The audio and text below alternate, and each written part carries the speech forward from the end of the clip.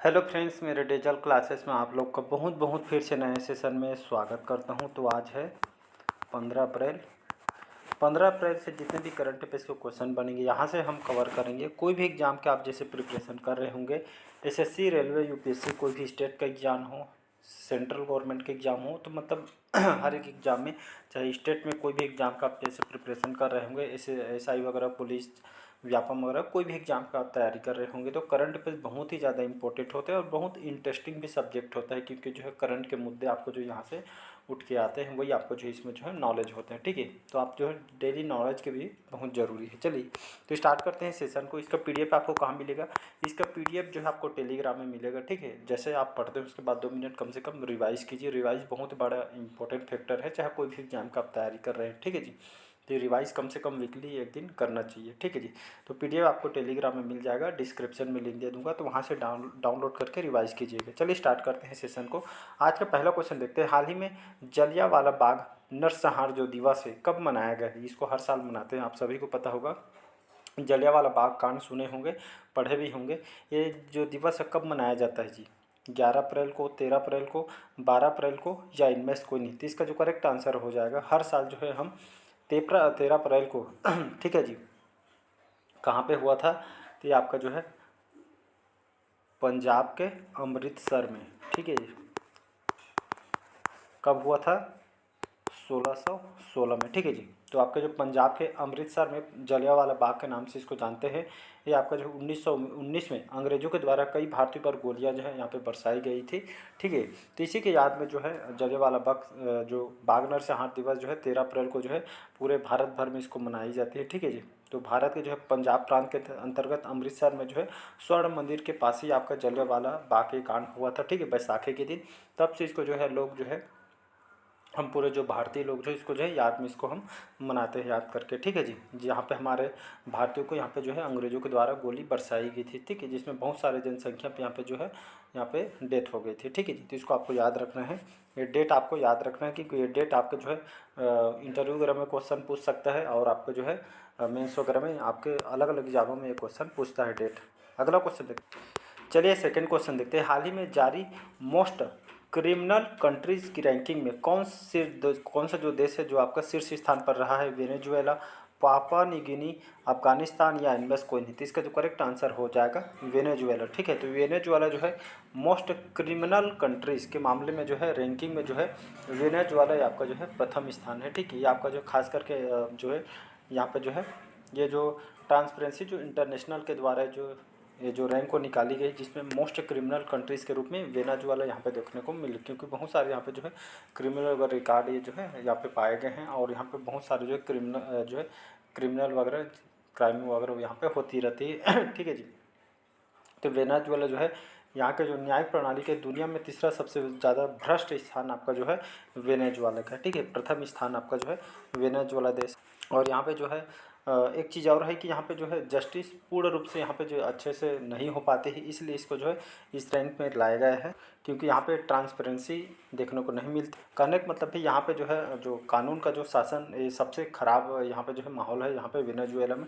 तो इसी रैंकिंग में शीर्ष स्थान पर आपका वेनेजुएला। यहाँ पे वेनेजुएला की बात करूँ, जो कंट्री है जो आपका दक्षिणी अमेरिका महाद्वीप में स्थित जो है आपका जो बसा देश है। ठीक है, कारकोस कारकोस यहाँ की राजधानी है, और नाकोलस जो माडुरो है यहाँ के अभी वर्तमान में राष्ट्रपति, यहाँ के प्रेसिडेंट है, इसको याद रखिएगा। चलिए नेक्स्ट क्वेश्चन देखते हैं। हाल ही में उत्तर प्रदेश में कहाँ जो है स्काई वॉक ब्रिज बनाया गया है? अयोध्या में, वाराणसी में, चित्रकूट में, या इनमें से कोई नहीं? तो इसका जो करेक्ट आंसर हो जाएगा चित्रकूट। ठीक है जी, तो उत्तर प्रदेश में जो है कहाँ पे स्काई वॉक ब्रिज बनाया गया है? तो आपके चित्रकूट में बनाया गया। उत्तर प्रदेश का पहला ग्लास स्काई वॉक पे आपका जो ग्लास से बना हुआ है स्काई वॉक ब्रिज है चित्रकूट के तुलसी सबरी में जो जलप्रपात है यहाँ पे जो है बनकर इसको जो है तैयार हो गया है, और यहाँ पे जो है वाटरफॉल भी है, सबरी जलप्रपात बोलते हैं। यहीं पे इसको जो इस ब्रिज को बनाई गई स्काई वॉक है, और शीशे से इसको जो है बनाई गई है। ठीक है, और इसी पे यहीं पे इसी जलप्रपात पर जो भगवान राम के धनुष और बाण के आकार का ब्रिज इसको जो है आकार दिया गया है। अब पर्यटकों के लिए जो ब्रिज यहाँ पे जो है खास करके जो लोकसभा चुनाव के बाद इसका जो है उद्घाटन इसको किया जाएगा। इसके बाद जो यहाँ पे पर्यटक यहाँ पे घूमने फिरने के लिए जाएंगे, इसको जो भी होगा जो है लोकसभा चुनाव के बाद इसका उद्घाटन किया जाएगा, और लगभग इसकी लगभग लगभग 3,70,00,000 करोड़ रुपये की लागत से जो ब्रिज को तैयार किया गया। कहाँ है? उत्तर प्रदेश के आपके चित्रकूट में इसको बनाई गई है। उत्तर प्रदेश की बात करूँ, उत्तर प्रदेश की राजधानी है लखनऊ। योगी आदित्यनाथ यहाँ के मुख्यमंत्री, बीजेपी पार्टी के सभी जानते होंगे क्योंकि चर्चा में रहते हैं। और आनंदीबेन पटेल वर्तमान में यहाँ के गवर्नर हैं। ठीक है जी। अगला क्वेश्चन देखते हैं। चलिए अगला क्वेश्चन देखते हैं, चौथा क्वेश्चन। हाल ही में किस राज्य के जो गोंड पेंटिंग को जीआई टैग मिला है? बिहार, हरियाणा, मध्य प्रदेश या इनमें से कोई नहीं? तो इसका जो करेक्ट आंसर हो जाएगा मध्य प्रदेश। ठीक है जी। तो आप पति का पता होगा, छत्तीसगढ़, मध्य प्रदेश जो है यहाँ पे जो है अलग अलग जनजाति, बहुत सारी जनजातियाँ आपको जो है यहाँ पे देखने को मिली। इसी तरह यहाँ पे जो बिहार, मध्य प्रदेश राज्य के जो गोंड जनजाति के द्वारा गोंड पेंटिंग को जीआई टैग मिला है। एक तरह का अंतर्राष्ट्रीय लेवल पर इसको जो पहचान दी जाएगी। और इससे क्या होगा, तो इसमें क्या रोज़गार पैदा होगा, हमारी इकोनॉमी अच्छी होगी, अंतर्राष्ट्रीय लेवल पे पहचान मिलेगा। ये फैक्टर इंपॉर्टेंट है। ठीक है। तो गोंड जनजाति के द्वारा बनाई गई जो पेंटिंग प्रकृति और जानवरों, धार्मिक विषयों से संबंधित चित्र यहाँ पे कलाकार यहाँ पे करते हैं इनके द्वारा। और के जीवन के तरीकों यहाँ पे जो है प्रदर्शित करते हैं, उनके जीवन यापन कैसा होता है एक तरह का समझने में। ठीक है जी। जिसको आपको याद रखें। तो इन कलाकारों को एक जो है अंतर्राष्ट्रीय लेवल को जो है पहचान देने के लिए इसको जो है जीआई टैग यहाँ पे जो है प्रदान की जाती है। ठीक है जी। तो इसको याद रखें। मध्य प्रदेश की पारंपरिक गोंड पेंटिंग को हाल ही में जो है भौगोलिक संकेत, जिसको हम जीआई टैग बोलते हैं, इसको जो है प्रदान किया है। कला को जो है एक अंतर्राष्ट्रीय लेवल पे पहचान देने के लिए इसको जो है ये काम कदम उठाए हैं सरकार के द्वारा। ठीक है जी। पांचवा क्वेश्चन देखते हैं। हाल ही में किसे राष्ट्रीय न्यायिक अकादमी के प्रमुख नियुक्त किया गया है? संजय नायर को, अनिरुद्ध बोस को, राजीव सिंघल को या इनमें से कोई नहीं? तो हाल ही में जो न्यायमूर्ति अनिरुद्ध बोस को हाल ही में 10 अप्रैल को, ठीक है, 10 अप्रैल को उच्चतम न्यायालय सेवा से जो है इनको निवृत्त हो गए हैं। अब जस्टिस जो अनिरुद्ध बोस है, इनको जो है राष्ट्रीय न्यायिक अकादमी के प्रमुख इनको जो है नियुक्त किया गया है। ठीक है जी। तो नाम को याद रखा है अनिरुद्ध बोस। चलिए अगला क्वेश्चन देखते हैं। छठवां क्वेश्चन है, हाल ही में अरुलमणि, ठीक है, अरुलमणि का निधन हुआ है। ये कौन थे या कौन से क्षेत्र से जुड़े हुए व्यक्ति थे? ये आपके अभिनेता थे, लेखक थे, पत्रकार थे या इनमें से कोई नहीं थे? जो है तमिल के जाने माने अभिनेता थे, एक्टर थे। ठीक है। इनका जो है 65 साल के एज में इनका जो है डेथ हो गया। ठीक है। हार्ट अटैक की वजह से इनका जो है अरुलमणि जी के जो एक्टर थे तमिल के जाने माने, इनका जो है डेथ हो गया। तो पेशे से अभिनेता थे, एक्टर थे। ठीक है, जिसको आपको याद रखें।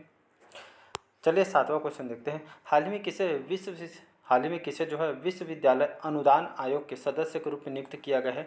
डॉक्टर गगनदीप कांग को, श्रीनिवास पल्लिया को, सच्चिदानंद मोहंती को या इनमें से कोई नहीं? तो इसका जो करेक्ट आंसर हो जाएगा सच्चिदानंद जो मोहंती है, इनको जो है विश्वविद्यालय अनुदान आयोग के सदस्य के रूप में जो है इनको नियुक्त किया गया है। ठीक है जी। इसका जो है सी ऑप्शन यहाँ पे करेक्ट आंसर हो जाएगा। तो विश्वविद्यालय अनुदान आयोग क्या होता है? तो ये यूनिवर्सिटी के जो है उच्च लेवल के जो अधिकारी के रूप में इनको यहाँ पे देख रेख के लिए यहाँ पे जो है सच्चिदानंद मोहंती को सदस्य के रूप में जो है नियुक्त किया गया है। ठीक है जी। आठवां क्वेश्चन देखते हैं। हाल ही में किस देश ने अंगारा A5 रॉकेट का सफल परीक्षण किया गया है? फ्रांस, रूस, चाइना या इनमें से कोई नहीं? इसका जो करेक्ट आंसर हो जाएगा रूस की राजधानी मॉस्को। यहाँ के 5वीं बार प्रेसिडेंट कौन है? तो व्लादिमीर पुतिन यहाँ के अभी जो है 5वीं बार राष्ट्रपति के रूप में इन्होंने शपथ ली है। ठीक है। लगातार 5वीं बार यहाँ के राष्ट्रपति बने हैं, तो इसको आपको याद रखना है। तो अंगारा A5 जो है रॉकेट का सफल परीक्षण कहाँ पे किया गया है? तो ये आपका रूस में किया गया है, यहाँ के स्पेस एजेंसी के द्वारा। ठीक है। तो रूस की जो अंतरिक्ष एजेंसी ने, जिसका नाम है यहाँ के जो भारत की स्पेस एजेंसी कौन सी है? तो हमारी इसरो है स्पेस एजेंसी भारत की। यहाँ के रूस की अंतरिक्ष एजेंसी जिसको रोस्कोमोस बोलते हैं। ठीक है। रोस्कोमोस यहाँ के स्पेस एजेंसी है। तो यहाँ पे जो है अंगारा A5 रॉकेट का सफल परीक्षण यहाँ पे किया गया है। ठीक है। लगभग तो इसकी खासियत क्या है? इसकी खासियत ये है लगभग 24 से 25 टन वजन तक के यहाँ पे अंतरिक्ष में यहाँ पे जो है सामान को जो है आपका ले जा सकते हैं, परमाणु हथियार वगैरह। ठीक है जी। तो ये लगभग 24 से 25 टन जो अंतरिक्ष में जो है लगभग यहाँ पे जो वजनी सामान को ये ले जाया जा सकता है, ये इसकी जो है खासियत है। ठीक है। तो रूस के द्वारा यहाँ के स्पेस एजेंसी के द्वारा इसका जो है सफल परीक्षण हाल ही में यहाँ पे किया गया है। अगला क्वेश्चन देखते हैं। हाल ही में किसने जो है ट्रेडमिल पर 12 घंटे दौड़कर गिनीज वर्ल्ड रिकॉर्ड बनाया है? दिलीप गर्ग, हरेंद्र सिंह, सुमित सिंह या इनमें से कोई नहीं? तो इसका जो करेक्ट आंसर हो जाएगा सुमित सिंह। ठीक है जी। तो हाल ही में जो ट्रेडमिल पर 12 घंटे दौड़कर गिनीज वर्ल्ड रिकॉर्ड बनाया है सुमित सिंह कहाँ के रहने वाले हैं? ये जो है उड़ीसा का रहने वाले हैं। ठीक है। तो इन्होंने जो है वर्ल्ड रिकॉर्ड जो है रनिंग में लगभग 68 किलोमीटर की रनिंग करके उन्होंने जो है वर्ल्ड रिकॉर्ड इन्होंने बनाया है गिनीज में, ठीक है। तो उड़ीसा के जो सुमित कुमार सिंह ने ट्रेडमिल पर 1-2 नहीं मतलब बल्कि लगभग 12 घंटे मतलब 12 आवर, ठीक है, 12 घंटे जो है दौड़ के गिनीज वर्ल्ड रिकॉर्ड इन्होंने बनाया है। लगातार जो ट्रेडमिल पर इन्होंने 68 किलोमीटर तक लगातार दौड़े हैं। और उड़ीसा के जो है ये आपका जो है रनर हैं, ठीक है, जिन्होंने जो है ये कारनामा इन्होंने किया। लगातार इन्होंने जो है 12 घंटे जो है मान के चलिए 68 किलोमीटर यहाँ पे जो है कंटिन्यू जो है यहाँ पे दौड़े हैं, इसलिए इनको जो है गिनीज वर्ल्ड रिकॉर्ड का जो है इन्होंने ये आपका बनाया है, ठीक है, जिसको आपको याद रखना है।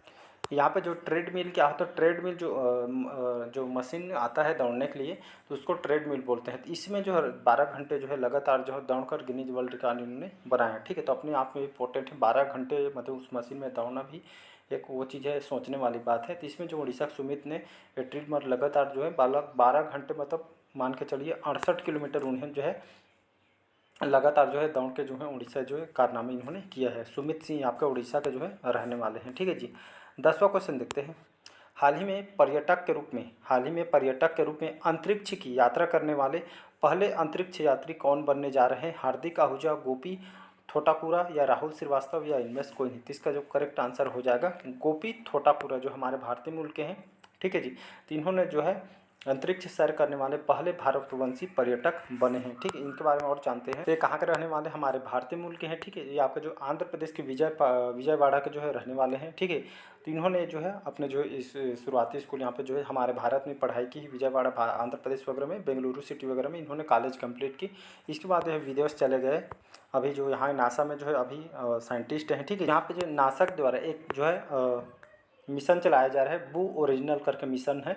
इसमें लगभग 25 मेंबर जो अंतरिक्ष इसमें जो है हिस्सा लिए हैं, जिसमें हमारे भारत की तरफ से भारतवंशी जो गोपी थोटापुरन इसमें हिस्सा लिए हैं, ठीक है। जिसमें 25 में जो क्रू जो मेंबर सदस्य में इसमें जो है हिस्सा लिए हैं। इसी में जो है इस पर्यटक के रूप में अंतरिक्ष यात्रा करने वाले पहले अंतरिक्ष यात्री कौन बनने जा रहे हैं? तो गोपी थोटापुरन नाम याद रखिएगा। और एक पैसे से जो है एक जो है पायलट प्रोजेक्ट है, ठीक है। आपका जो है पायलट इनका जो वर्क होता है, तो अभी जो है नासा में अभी जो है साइंटिस्ट है, इसको आपको याद रखिएगा। तो अंतरिक्ष में जो है यात्री करने वाले जो बनने जा रहे हैं गोपी थोटापुरा, याद रखिएगा। तो पर्यटक के रूप में अंतरिक्ष की यात्रा करने वाले अंतरिक्ष यात्री बने, मतलब भारत की तरफ से, भारतीय मूल के हैं। तो इसको याद रखिएगा क्योंकि ये क्वेश्चन पूछा जा सकता है। हाल ही में अडानी ग्रीन ने कहाँ दुनिया का सबसे बड़ा नवीकरणीय ऊर्जा पार्क बनाया गया है? गुजरात, उड़ीसा, राजस्थान या इनमें से कोई नहीं। तो इसका जो करेक्ट आंसर हो जाएगा, तो अडानी ग्रीन ने कहाँ पे दुनिया का सबसे बड़ा नवीकरणीय ऊर्जा पार्क बनाया गया है? तो गुजरात में बनाया गया है। और ये पूरी तरीके से इन्वायरमेंट को जो है नुकसान नहीं मतलब पहुँचाएगा। कहने के बाद नवीकरणीय ऊर्जा मतलब जिसमें सौर पैनल, पवन ऊर्जा को अपनाया जाता है, ठीक है जी, सीएनजी वगैरह को। तो इसलिए इसको जो है नवीकरणीय ऊर्जा बोलते हैं, जिसके मतलब इन्वायरमेंट को जो है इस एनर्जी से कोई इफेक्ट नहीं पड़ता, जिसको हम नवीकरणीय ऊर्जा बोलते हैं, ठीक है। तो हाल ही में जो है अडानी ग्रीन ने दुनिया का सबसे बड़ा जो है नवीकरणीय ऊर्जा पार्क जो है गुजरात में बनाई गई है। गुजरात की बात करूँ, गांधीनगर इसकी राजधानी है। भूपेंद्र पटेल अभी वर्तमान में यहाँ के जो है मुख्यमंत्री हैं, ठीक है जी, इसको आपको याद रखना है।